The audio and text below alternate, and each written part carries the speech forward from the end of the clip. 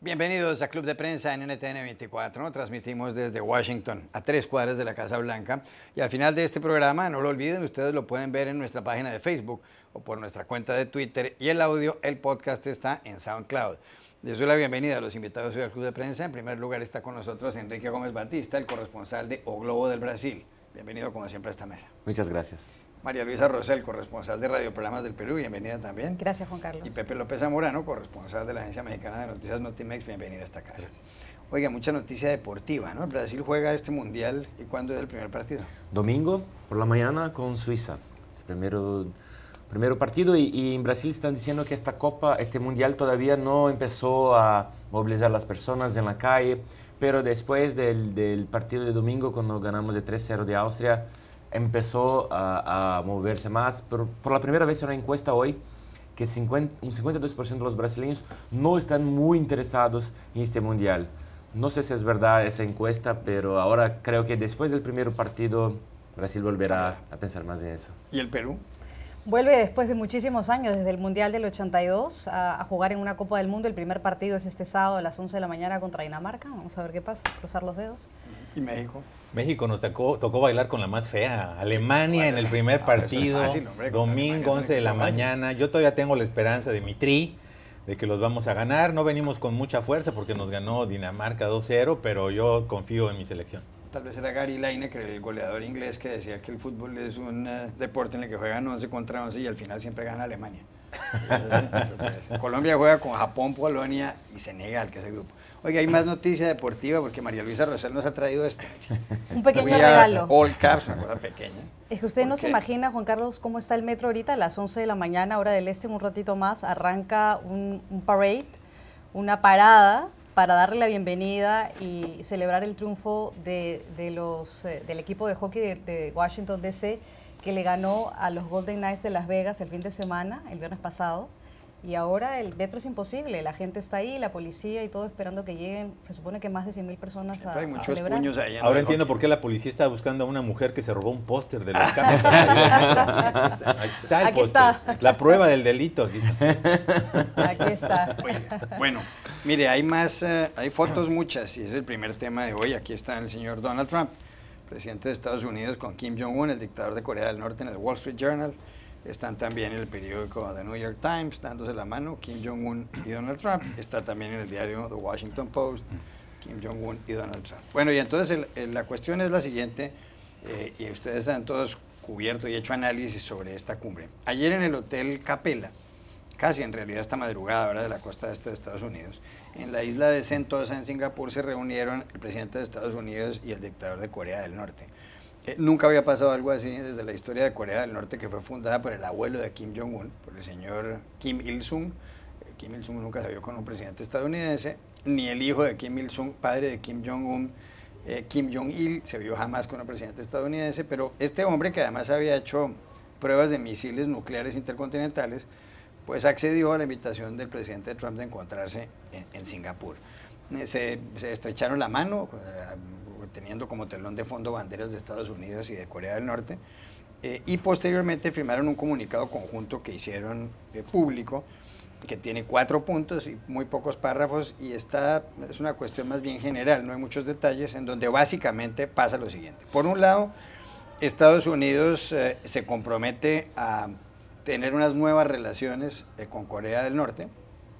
Estados Unidos se compromete a suspender los ejercicios conjuntos militares con Corea del Sur en la península coreana, los alrededores de la península coreana, y por su parte Corea del Norte se compromete a trabajar para la completa desnuclearización de la península coreana, es decir, para desmantelar el programa nuclear que tiene el señor Kim Jong-un.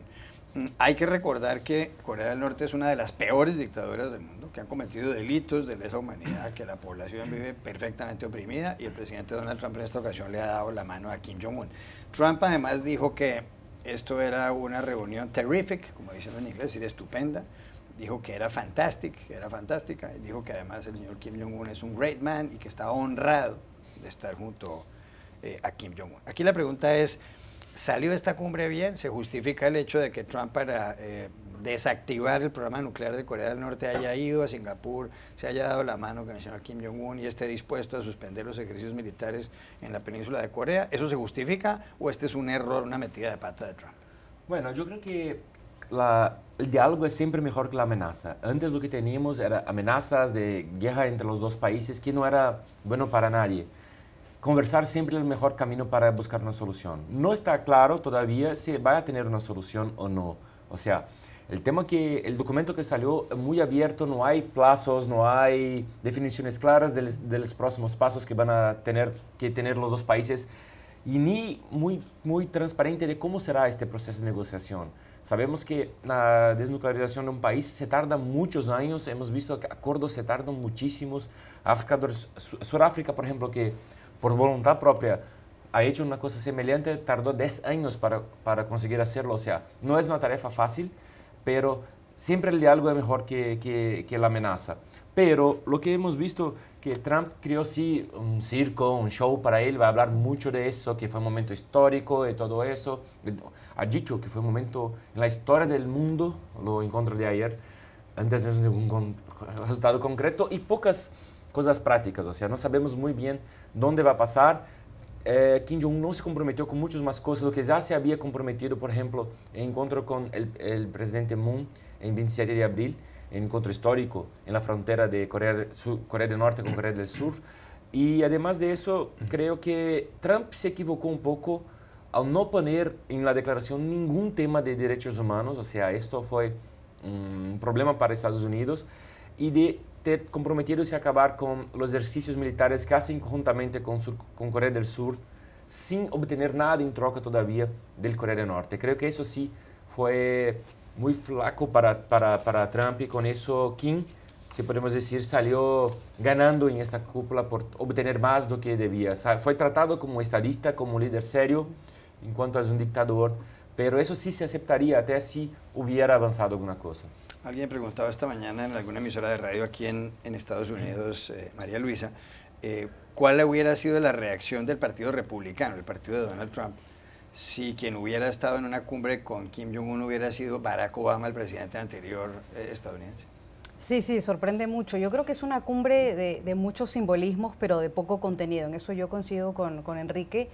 Y creo que también de entrada Kim Jong-un, y creo que muchos ya lo han dicho incluso antes de la propia cumbre, ya ganó. O sea, todavía no se ha dado el proceso de desnuclearización, no conocemos los pasos, no conocemos las fechas ni los términos, pero él ya tiene una legitimación ante el mundo como un líder con el que te puedes sentar de igual a igual, a pesar de las violaciones a derechos humanos en Corea del Norte, a pesar de todo lo que tú has descrito. Entonces, él ya ganó por tener un trato de igual a igual, con Estados Unidos, con un presidente estadounidense. Y por otro lado también se ven, en términos solamente de las formas y de cómo se ha dado esta reunión entre Kim y Trump, en el tono de los dos líderes. Por un lado tienes a un Trump que de entrada es triunfalista y dice, bueno, es una cumbre maravillosa, el líder es un honor estar con él, va a ser magnífico, etcétera, etcétera. Y tienes por otro lado el tono de Kim Jong-un, que es mucho más, digamos, sobrio, ¿no? Él dice... Textualmente dice, no ha sido fácil llegar aquí, el pasado funcionó como grilletas en nuestras extremidades, viejos prejuicios y prácticas fueron obstáculos en nuestro camino hacia adelante, pero superamos todo eso. Él todavía no dice ha sido maravilloso, ha sido extraordinario, porque no se sabe qué es lo que va a pasar de aquí en adelante. De respecto de qué va a pasar con los ejercicios y las prácticas que hace Estados Unidos con Corea del Sur, ellos tienen previsto hacer uno en agosto. Hasta donde entiendo, el comando militar de los Estados Unidos que está apostado en Corea del Sur no ha recibido una orden contraria a que los ejercicios militares no continúen, a pesar del anuncio que ha hecho el presidente Trump. Seguramente el Departamento de Defensa va a actualizar ese tema en los días que viene. Pero por otro lado, Corea del Sur ha sido un poco tomada por sorpresa porque no estaban preparados para recibir ese anuncio de que estos ejercicios no se van a realizar más, como lo ha dicho, como lo ha anunciado el presidente Trump. Hay 25.000 soldados que participan en esos ejercicios, hay por otro lado unos y tantos mil, 300.000 me parece, fuerzas surcoreanas que participan en esos ejercicios, que además son ejercicios muy complejos porque tienen que prepararse para un ataque contra el líder norcoreano y también prepararse en caso de que ocurriera una toma de poder o una captura de poder por parte de otras fuerzas contra el líder norcoreano. Entonces, yo creo que ha sido, como es un poco el accionar de Donald Trump, tomando por sorpresa muchas partes. Pero sí, coincido en lo mismo. Todo el mundo ve con buenos ojos que en vez de que estemos hablando de la posibilidad de una guerra, hay la posibilidad de que haya un diálogo. Está el riesgo, por supuesto, de que Trump cometa los errores que cometió el fin de semana en la cumbre de Quebec, que cambie de parecer, que se lance con una conducta, con un ataque beligerante, agresivo, y entonces se vuelve para atrás todo lo que se ha avanzado en términos simplemente de llegar a la cumbre. Todavía no conocemos los términos pequeños de este acuerdo que han firmado, así que vamos a ver. Incluso para mucha gente, Trump sería merecedor del Premio Nobel de la Paz, lo hemos hablado muchas veces en esta mesa, si logra ponerle fin o que se suspenda el programa nuclear de Corea del Norte. Están comparando esta cumbre con otras cumbres en la historia. Ha habido cumbres de líderes mundiales muy célebres, la de 1961 en Viena, entre John Kennedy, presidente estadounidense, y el líder soviético Nikita Khrushchev, la de 1978 en Camp David, aquí en Estados Unidos, entre Menachem Begin, el líder israelí, y Anwar el-Sadat, el presidente egipcio, la de 1986 en Reykjavik, en Islandia, entre Ronald Reagan, el presidente estadounidense, y Mikhail Gorbachev, el líder soviético, y en 1945, mucho antes, la famosísima cumbre en Yalta entre Winston Churchill, primer ministro británico, Franklin Delano Roosevelt, el presidente estadounidense, y Joseph Stalin, el líder que gobernaba la Unión Soviética. Ahí se cambió el orden mundial, se construyó el orden mundial actual. Ahí estamos hablando de pesos pesados, el señor Kennedy, el señor Roosevelt y el señor Churchill son distintos a los otros señores que hemos hablado aquí. Pero hay quienes dicen que esta cumbre de ayer se asemeja más a la de 1972, cuando Richard Nixon, presidente estadounidense, fue a la China a verse con Mao Zedong. ¿Puede ser así? Absolutamente. Estaba pensando en eso, que faltaba de esa lista precisamente el viaje de Richard Nixon a China, y los paralelismos están allí, ¿no? Es un presidente republicano el que busca un acercamiento con una potencia socialista, ¿no? Hasta el momento, creo yo, esta cumbre tiene más simbolismos que resultados concretos. Probablemente, y coincido con mis colegas, la concesión mayor sea, si se materializa, esta decisión del presidente Trump de echar atrás los juegos de guerra que les llaman, ¿no? Estos masivos ejercicios militares, porque básicamente Corea no dio nada a cambio. Por ejemplo, ni siquiera tenemos noticia del inventario nuclear de Corea del Norte, es decir, ¿va a desmantelar qué? Ni siquiera está en la mesa este inventario. Probablemente hubiera sido una de las concesiones mayores que hubiera podido lograr el señor Trump. Por el momento son victorias, me parece, políticas para los dos.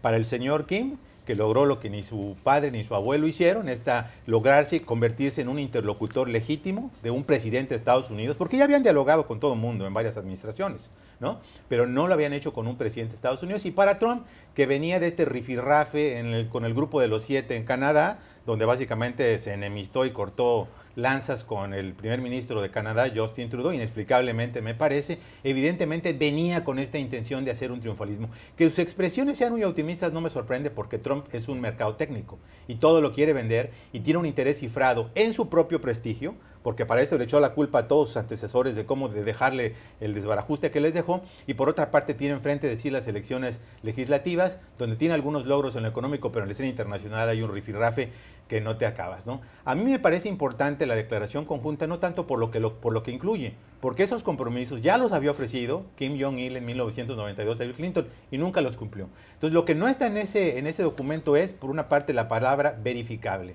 y la palabra irreversible. Desde un momento de las negociaciones, y aquí lo comentamos en este programa, un elemento fundamental que había sostenido Estados Unidos es de que no podía haber solamente confianza, tenía que haber un proceso medible, verificable de la desnuclearización. No está en ninguna parte de ese documento, tampoco el carácter irreversible, porque nada te dice que en este momento puede iniciar un proceso de desnuclearización de cierta parte que admite que tiene y no de otra parte, y en 10 años estemos con el mismo problema. Y por otra parte, el único aparente compromiso, digo aparente porque lo dijo Trump, no está en la declaración, al que se comprometió el señor Kim Jong-un, fue a la idea de eliminar un sitio de pruebas de misiles, que porque supuestamente lo detectaron porque genera mucho calor. Nunca se mencionó en un documento oficial, y ahora el presidente Trump lo está diciendo. Así que por el momento nos quedamos con la noción de que es una victoria simbólica y política. No es un asunto menor que dos personajes notoriamente impredecibles, que hace unas semanas estaban compitiendo a ver quién tenía el botón nuclear más grande, tengan el dedito un poquito más alejado de ese botón, especialmente para los que vivimos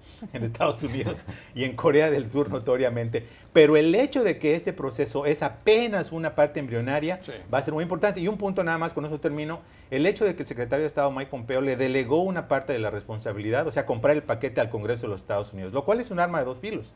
porque por una parte sí efectivamente hace que se disemine la responsabilidad si esto fracasa, pero al mismo tiempo, ya sabemos cómo es el Congreso de Estados Unidos, le encanta poner condicionamientos a todo. Claro. Y para que suelte dinero, porque el proceso de desnuclearización es costoso, y para que dé una concesión va a tener que medir, como ya lo ha hecho con muchas otras cosas en América Latina, compromisos, acuerdos medibles, y esto puede complicar ese proceso y no hacerlo, como dice Trump, inmediato. No, y eso crea un reto, dos retos más para Trump. Primero porque hace un mes y 10 días, o menos él salió del acuerdo nuclear de Irán, y dicen que era un acuerdo malo y todo. Bueno, el acuerdo de Irán se parece mucho más consistente, mucho más fuerte que estas intenciones de acuerdo que firmó con Kim Jong-un. Entonces, eso sí, si criticaba tanto el acuerdo de Irán, ¿por qué este ahora es bueno? Ese será el primer reto que tendrá que responder. Y el segundo, que pareció muy fuerte, cómo muestra cómo estaba feliz, sorridente, contento con Kim y cómo estaba enfadado con Justin Trudeau, con Angela Merkel. Claro, o sea, los demócratas, los de la cumbre, me refiero a demócratas en el sentido filosófico y político del término, no al Partido Demócrata. Y esto es una tradición, ¿no? Siempre se parece más feliz o más contento con dictadores o con líderes autoritarios que con líderes electos por el pueblo, normalmente, principalmente mexicanos o europeos, ¿no? Es curioso. Los más escépticos, Juan Carlos, solo una última anotación, le dan un pequeño beneficio de la duda a Trump y dicen, bueno, si anteriormente se intentó la estrategia que es contraria, es decir, desde abajo hacia arriba, es decir, primero los grupos pequeños, los cancilleres, como fue en el caso de Madeleine Albright cuando viajó a Corea del Norte, primero los cancilleres o primero los grupos de trabajo y luego llegar a las altas esferas como es el presidente no han funcionado y ahora Trump intenta lo contrario, de arriba hacia abajo, pues a lo mejor esto funciona. Pero como han dicho mis dos compañeros en esta mesa, no está claro qué exactamente se va a incluir y cómo van a ser los mecanismos de verificación de esta desnuclearización. Claro. Ya regresamos a Club de Prensa. Volvemos a Club de Prensa en NTN 24 desde Washington. María Luisa, hay un artículo que publica en la revista The Atlantic, una revista muy conocida aquí en Estados Unidos. Fue fundada en Boston a mediados del siglo XIX. Y el autor es Jeffrey Goldberg, periodista muy célebre, que es el director de la revista, de la publicación. Ahora funciona la revista aquí en Washington, por mucho tiempo lo hizo en Boston, como decía, en esa ciudad de Massachusetts. El señor Jeffrey Goldberg se puso a la tarea de tratar de investigar cuál era la política exterior de Trump. Y como hablaba ahora Enrique Gómez Batista, pues es un poco curioso que mientras él a hombres como Justin Trudeau, el primer ministro canadiense en la cumbre del G7 en ese país, en Canadá, pues a la hora de darle la mano lo hace de una manera distante, incluso se ve incómodo el señor Trump. Se ve incómodo con Angela Merkel, la canciller federal, la jefa del gobierno alemán. Se ve incómodo con Theresa May, la primera ministra británica. No se ve incómodo, eso sí, con Emmanuel Macron, el presidente de Francia. Pero con ellos se ve incómodo en general, pero no así con Kim Jong-un, ni cuando se refiere a Vladimir Putin, a quien ha dicho que hay que volver a invitar a las cumbres del G7 y demás. Muchas personas señalan, como manifestaba Enrique, que a Trump le encantan los dictadores, los hombres autoritarios, pero no los líderes demócratas. Bueno, Goldberg se puso en la tarea de tratar de averiguar cuál es la política exterior de Trump, porque aquí en este país hay doctrinas de cómo era la política exterior de Reagan o la doctrina Bush, o etcétera, etcétera. Y entonces recibió respuestas de algunos altos funcionarios del gobierno, cuyo nombre no estuvo autorizado a poner. Y la resumían en frases muy cortas. Para uno de ellos, la política exterior del presidente Donald Trump es ni amigos ni enemigos. No friends, no enemies, como dicen en inglés. Otra de las frases que llama la atención es esta: la desestabilización permanente le da ventajas a Estados Unidos. La desestabilización permanente le da ventajas. Y al final del artículo, bueno, hay una frase que manda también un alto funcionario del gobierno de Donald Trump. Recordemos que el eslogan de Trump es America First, o sea, Estados Unidos primero, pero dice este funcionario que el resumen de la política exterior de Trump es We're America, bitch. Entonces eso traduciría somos Estados Unidos, la otra palabra es la más grave de todas, que no la voy a decir. We're America, bitch. ¿Les sorprende este artículo? Yo creo que el artículo realmente describe lo que muchos han intentado decirlo de varias formas, y este artículo creo que lo deja bastante claro.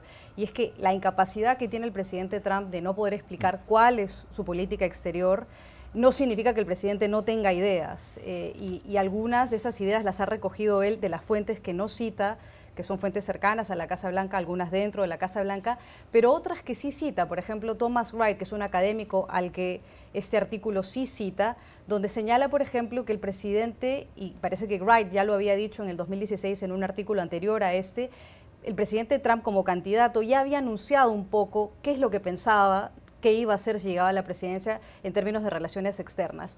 Y una de esas cosas es desconocer a sus principales aliados, no de la manera que lo hemos visto, obviamente nos hemos sorprendido aún más, pero sí el hecho, por ejemplo, de que el presidente tenga esta relación abrupta con sus principales aliados, con los principales aliados históricos de los Estados Unidos, es algo que ya se vio un poco en la campaña, se vio después, luego, cuando el presidente tomó posesión, y luego, por supuesto, la idea de que a Trump no le gusta tener o que las Fuerzas Armadas de los Estados Unidos tengan alianzas militares es algo que también había quedado un poco descrito durante su campaña en algunas intervenciones que él había tenido. El hecho, por ejemplo, que a Trump le parece, y en este artículo lo dice Jeffrey Goldberg, cuando dice Trump siente hasta los huesos que el sistema económico mundial globalizado va en contra de los intereses económicos de los Estados Unidos. Él realmente lo cree, lo piensa, está segurísimo de que es así y por eso quiere rehacer los tratados de libre comercio, por eso va en contra de las mismas políticas de los republicanos que son pro comercio, por eso quiere acabar con el NAFTA, por eso se pelea con Canadá, por eso se pelea con México y con los aliados europeos en términos comerciales. Sí. En general yo creo que el artículo describe muy bien la política de Trump, que es una política anti todo. Y la frase principal, yo coincido, es esa frase donde la permanente desestabilización, la permanente confrontación con los aliados y con los adversarios es una regla de juego de Donald Trump para poner a la gente en jaque. Si tú tienes a tu vecino y a tu vecino le sonríes un día y el otro día le tratas mal, tu vecino no sabe a qué atenerse. Yo creo que eso es un poco la filosofía de Donald Trump, a que la gente no sepa a qué atenerse con sus posturas. Enrique. Sí, creo que sí. Eso es interesante, pero que mostró un poco una estrategia que no sabíamos muy bien, muy clara, porque nos parecía que no tenía una estrategia, ¿no? Pero eso puede funcionar tal vez para Estados Unidos, o para la cabeza de Trump funcionar, pero no funciona todavía para los aliados, ¿no? O sea, si es un amigo, si es aliado a un país, quieres tener estabilidad, quieres tener planeamiento, quieres poder contar, tener confianza.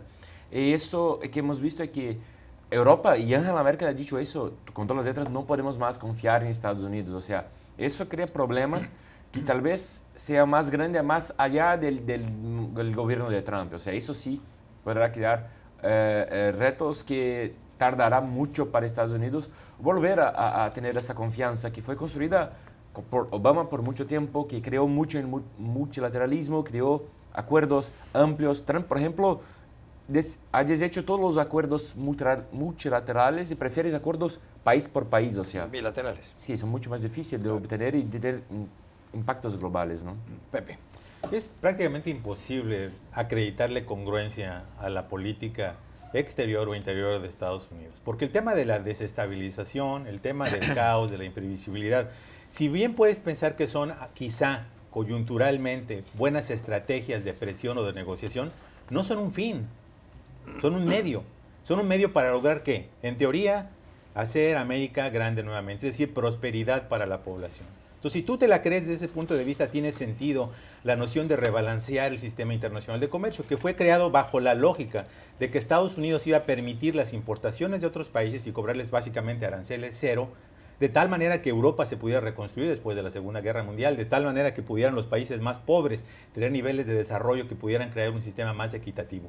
Que él diga que se va a rebalancear porque ha afectado desproporcionalmente a Estados Unidos y quiera renegociar, bueno, desde un punto de vista de un gobernante tiene sentido. Sin embargo, cuando ves todos los otros aspectos de su política, que básicamente está afectando no solamente a los más pobres y a los más vulnerables de Estados Unidos, sino incluso a sus propios electores, y que probablemente el tema más notable es lo que está haciendo ahora con la reforma de salud, donde primero eliminó el mandato individual, con lo cual 12 millones de personas ya no tienen seguridad médica, y ahora lo que está haciendo, disputar legalmente en las cortes que existan nuevamente las enfermedades preexistentes para que una aseguradora pueda a ti cobrarte dinero extra o no asegurarte si ya traes una enfermedad crónica antes de la póliza. O sea, ¿qué te dice eso?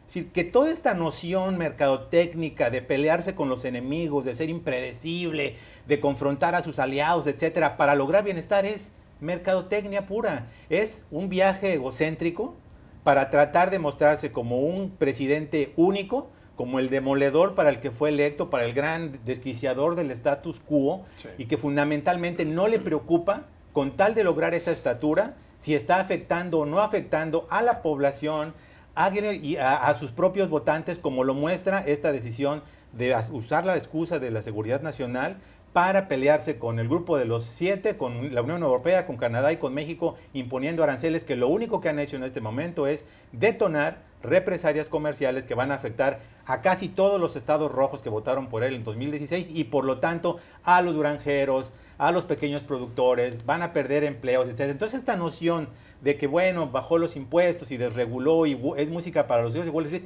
no tiene nada que ver con la realidad en el terreno de juego, donde la gente sigue suicidándose en números récords, donde la crisis de opiáceos está desbordada. Es decir, no hay una conexión entre el fin y el medio, y me parece que esa es la mayor inconsistencia de la administración y de la era Trump en general. Ya regresamos a Club de Prensa. Volvemos a Club de Prensa en NTN 24 desde Washington. Hay noticias de España, Enrique, usted que vivió en ese país, y tiene que ver en primer término con Iñaki Urdangarín. Iñaki Urdangarín es el cuñado del rey Felipe VI.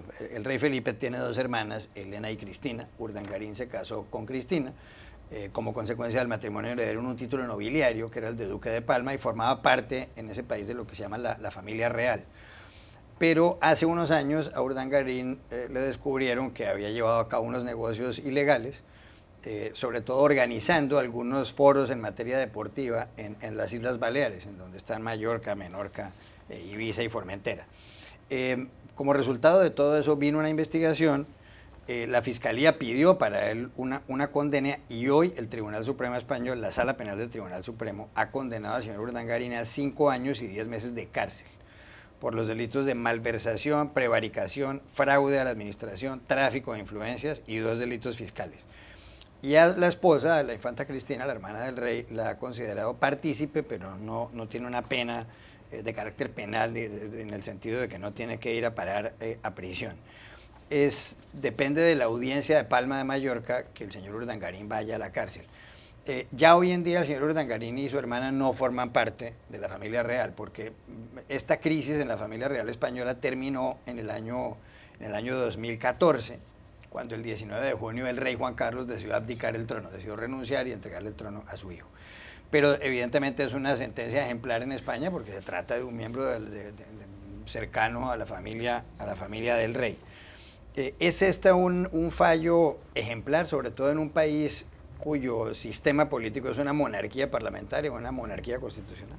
Yo creo que es importante porque hemos visto cómo el tema de corrupción está muy fuerte en España, ¿no? Hubo un cambio de gobierno por eso, o sea, por todos los casos de corrupción que había en PP, y creo que tenemos que esperar si él va a la cárcel, ¿verdad? Todavía no está muy claro si va a cumplir la pena en el cárcel o no, pero sería un ejemplo muy fuerte. Hablo mucho con mis amigos españoles allá, y ellos a veces dicen, tenemos una envidia de Brasil que sí está poniendo políticos en el cárcel.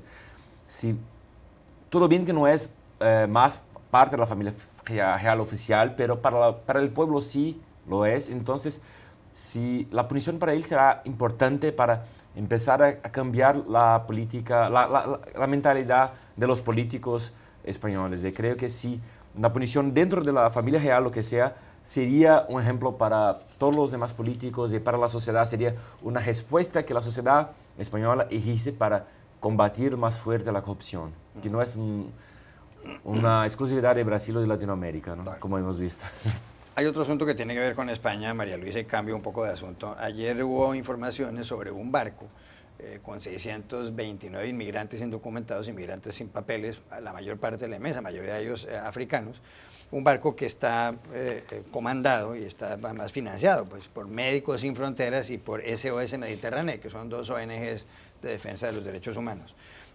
Va sobrecargado este barco y trató de llegar a Italia, a las costas italianas, pero Matteo Salvini, el ministro del Interior del gobierno italiano, que ahora tiene como primer ministro a Giuseppe Conte, y un hombre que ha dicho, entre otras cosas, el señor Salvini, que la isla de Sicilia en Italia debería dejar de convertirse o de ser el campo de refugiados de Europa, rechazó el hecho de que este barco pudiera atracar en algún puerto italiano. No se sabía muy bien qué hacer con estas personas, y al final Pedro Sánchez, el nuevo presidente del gobierno español, dijo que él sí recibía el barco en el puerto de Valencia, en la ciudad de Valencia, en el Mediterráneo.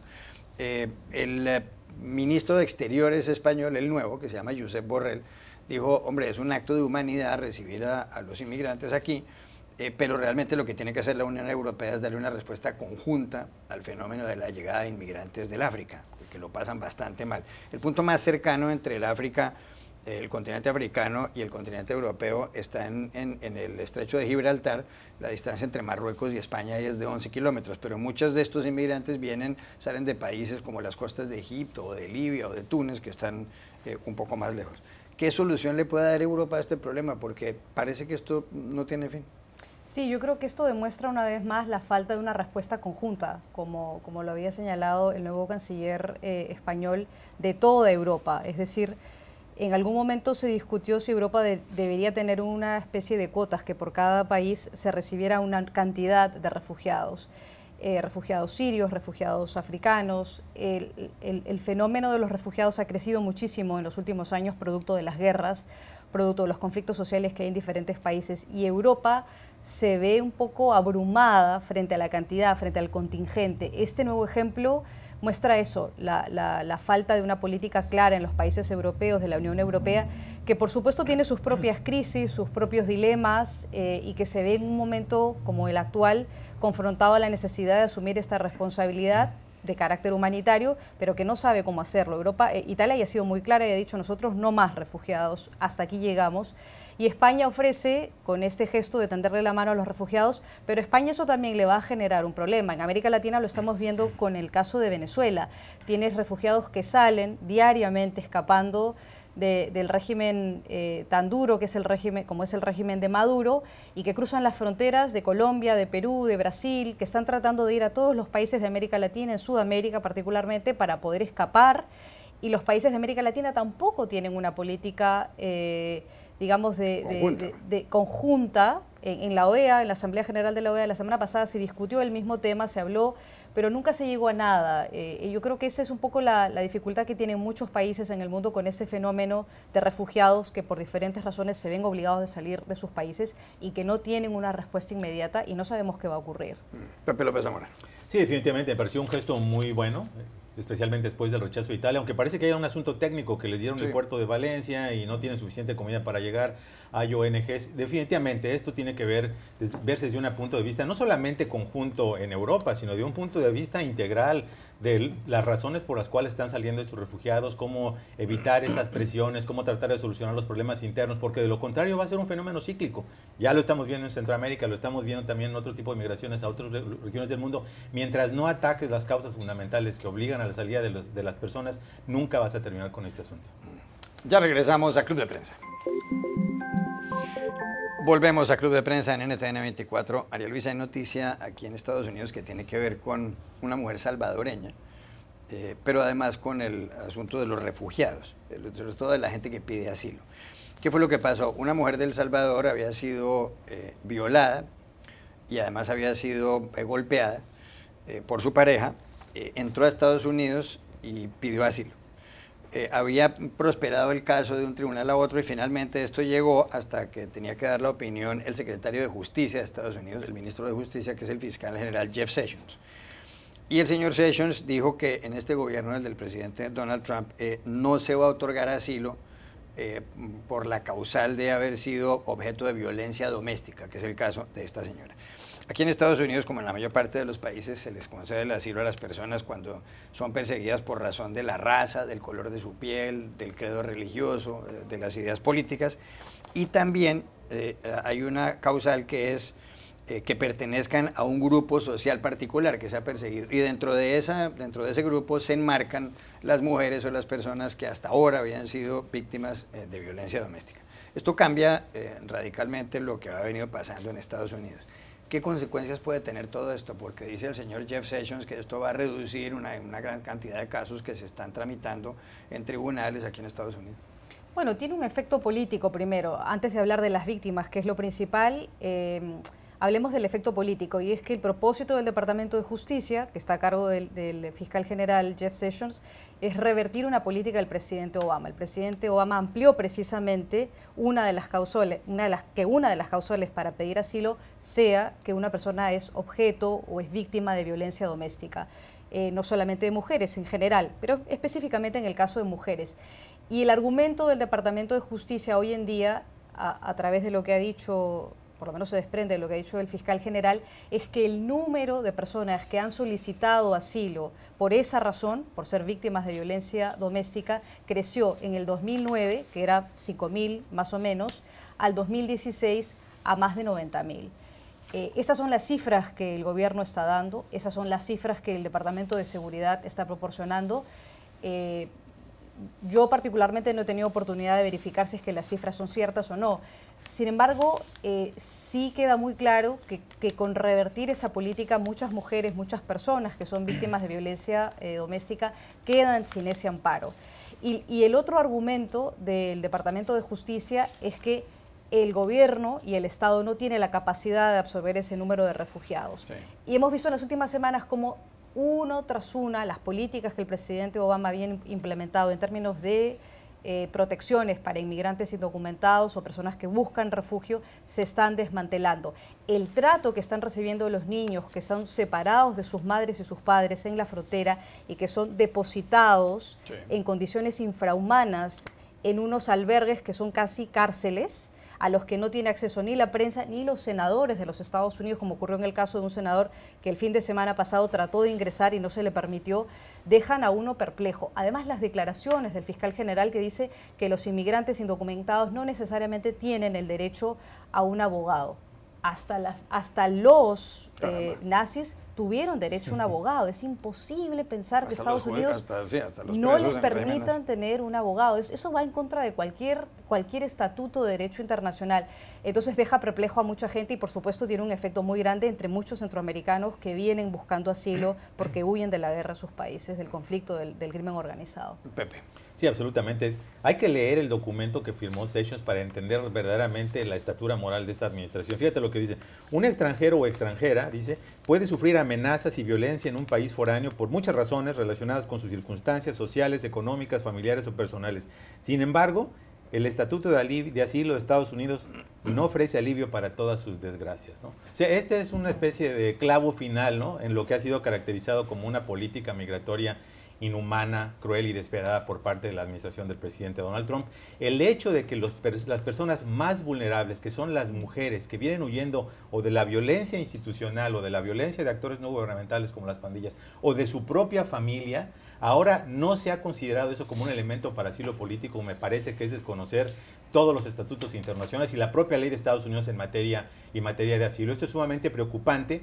No nos sorprende si lo sumas con la política de tolerancia cero, de enjuiciar criminalmente al 100% de las personas que viven en este país y que, por cierto, tienen 55 segundos en la corte para decidir sus casos en sus presentaciones iniciales. Es decir, tiene un inmigrante para el debido proceso 55 segundos y de lo contrario, obviamente, su caso no es considerado. ¿Quién puede pensar que en 55 segundos una persona puede hacer un reclamo legítimo de posible persecución por cualquier motivo en 55 segundos? Y la otra política, la de la separación familiar, ya vimos el caso de los 1.475 menores, hay más de 10.000 en este momento que están separados de sus padres. La gran pregunta es, ¿dónde está el Congreso de los Estados Unidos? ¿Qué papel debe jugar para supervisar esta política? ¿Por qué no estamos viendo mayor presión, no solo de republicanos, sino también de demócratas? Sí. Sabemos que hay iniciativas de ley, pero no han avanzado un ápice. Sabemos que hay grupos que están buscando forzar un voto en reforma migratoria. Este es un tema urgente, esta es una crisis humanitaria. Y así como se exige que Trump pida derechos humanos en otras partes del mundo, esos mismos legisladores deben de exigir que haya derechos humanos a los migrantes aquí mismo en los Estados Unidos. Enrique Gómez Batista. No, y Trump, que fue elegido con este discurso duro de inmigración, ha dicho que combatería solamente la inmigración de indocumentados o ilegal, como él llama, y que estamos viendo está cambiando poco a poco las leyes de inmigraciones legales, o sea, está cambiando el DACA, que el programa que aceptaba a los jóvenes que venían para acá, o los soñadores, ¿no? Y ahora después cortó todas las ayudas humanitarias para salvadoreños, para nicaragüenses, para haitianos, y ahora eso, o sea, hemos visto que está siendo más cruel con quien más necesita apoyo y ayuda en un país que necesita todavía inmigrantes como Estados Unidos. Por otro lado, Pepe, cambiando de tema en 40 segundos, hoy hay debate presidencial en México, las elecciones son el 1 de julio, y es el tercero y último debate de los candidatos. ¿Quiénes van a estar allí? Van a estar los cuatro contendientes, ¿no? Y va a haber chispas probablemente, Juan Carlos, ¿no? Ya sabemos que está Andrés Manuel López Obrador, que sigue de puntero, Ricardo Anaya, José Antonio Meade y el Bronco.